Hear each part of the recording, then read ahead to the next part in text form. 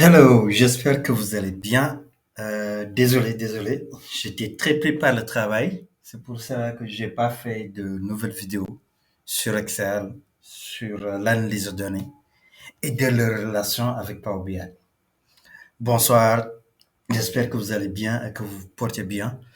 Bonne et heureuse année musulmane pour vous qui est au Sénégal. Que cette nouvelle année soit pleine de prospérité, d'atteinte de vos objectifs dans toutes vos entreprises et bien au-delà de cela.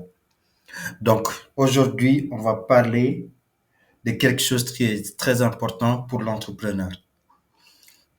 On va parler de reporting opérationnel, qui est carrément différent d'un tableau de bord.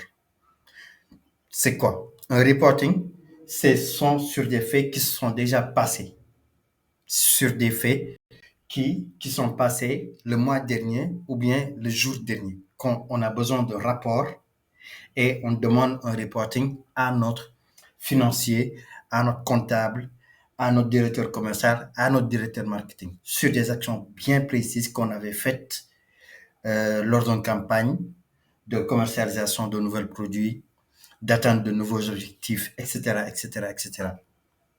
Donc, ce reporting-là va vous permettre de savoir, pas en temps réel, mais surtout au niveau granularité, comment faire pour actionner quelque chose, pour remodeler un objectif que vous avez déjà fixé.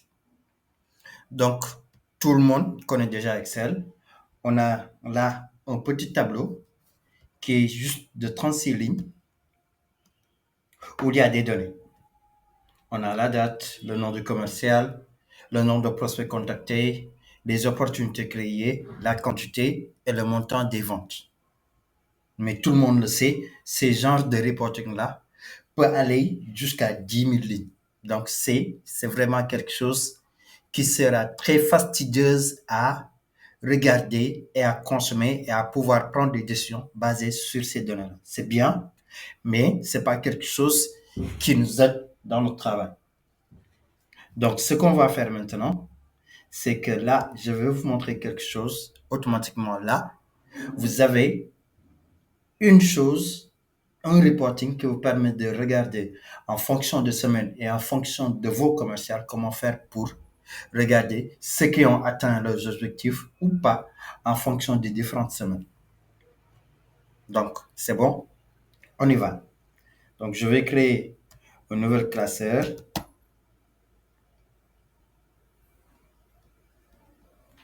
Et donc là, on va dire Sales Reporting.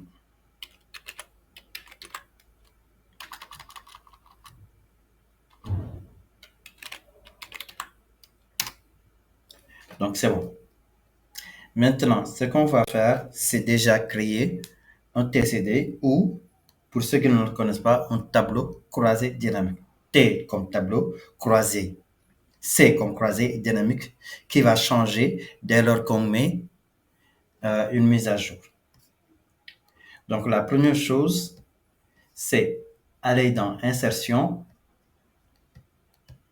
tableau croisé dynamique, qui est pivot table en anglais, et depuis une table ou bien une plage de données. Donc là, on a la table, on lui dit Existing Worksheet, feuille de calcul existante, et là, on choisit Sales Reporting et on le met juste là.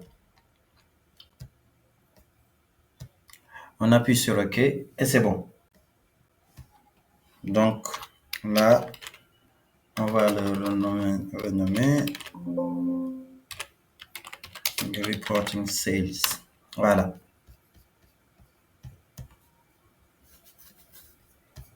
Donc là, c'est bon. On a maintenant les dates, on a le nom du commercial, etc. Ce qu'on va faire maintenant, la première chose, c'est de prendre date et de les mettre dans ligne. Donc là, automatiquement, il va me le regrouper en semaines. Donc, je vais prendre date, voilà. On le fait sortir et on a toutes les dates. Donc de 1 à 31. Donc pour les regrouper, comme vous l'avez vu tout à l'heure, je fais un clic droit et là je viens d'un groupe. Dans le groupe, il m'affiche ça en secondes, en minutes, en heures, en jours, en mois, en trimestre et en année. Donc on reste sur jour, mais on va le regrouper sur 7 jours, qui veut dire une semaine. Je dis OK. Et là, c'est formaté en groupe. Groupe de 7 jours. On a terminé. Le field one, c'est notre champ qu'on doit mettre, mais on va le calculer. Donc, ça, le nom du commercial, on le met toujours dans ligne, mais au-dessus de date. Et là, vous allez voir, pour chaque date, il va nous subdiviser avec les commerciales qu'on a, ces champs-là. Donc maintenant, ce qu'on va faire maintenant, tout va se jouer là. C'est là où on va calculer les données et mettre en place le formatage conditionnel que vous avez mis tout à l'heure. Donc, nombre de prospects, on va le mettre dans value, il va nous le compter. Et opportunité créée aussi, on le met directement dans valeur. Donc maintenant, ces deux champs-là vont nous permettre de pouvoir calculer les numéros qui sont juste là. Il les a doublés parce qu'on l'a mis sur l'autre.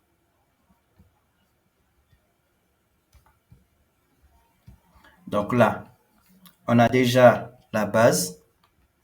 Et donc, dans Analyse tableau croisé dynamique, on a ce bouton-là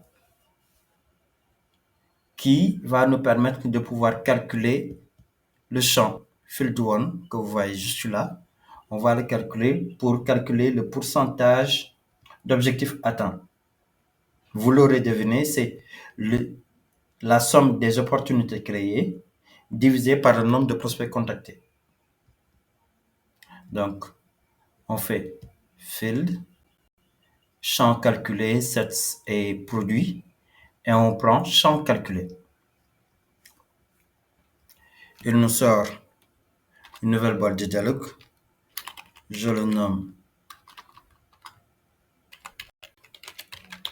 pourcentage objectif atteint. C'est bon. Donc là, on descend. Maintenant, on prend opportunité créée, insert list. On fait diviser par nombre de prospects contactés et on appuie sur OK. Automatiquement, il nous le met ici. Mais ce champ-là, c'est pas encore formaté en date. Il y a quelques modifications à faire, mais on a déjà la base. Donc ça, on peut enlever ces deux-là.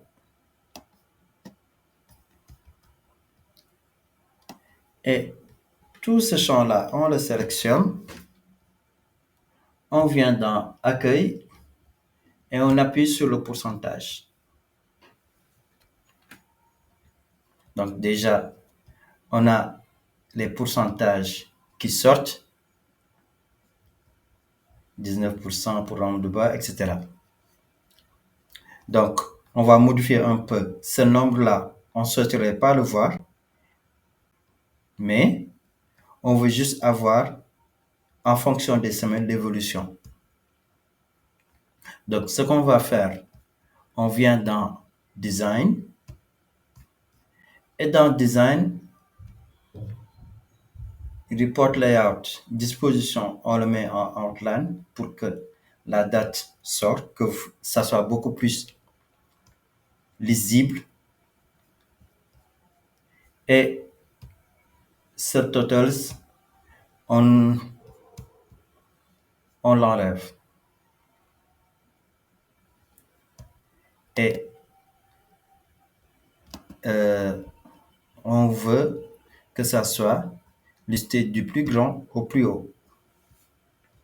Et donc là, on a les champs.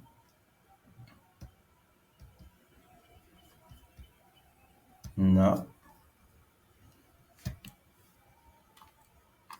Ça, on l'enlève et on met total.